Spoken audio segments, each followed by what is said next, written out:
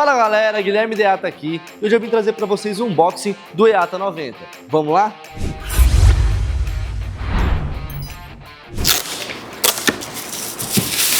Aqui a gente já encontra o tablet, que é o EATA 90.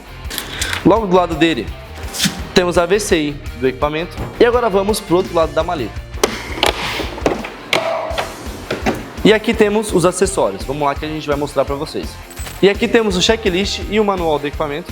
Aqui temos o cabo USB, o cabo OBD e também um cabo Ethernet. E aqui temos o carregador do equipamento. Temos a fonte, temos um adaptador protocolo Brasil, um universal, um China e também um cabo USB tipo C. Então galera, esse foi o vídeo de unboxing do EATA 90. Se gostou, curte, comente, compartilhe e siga nossas redes sociais. Até a próxima!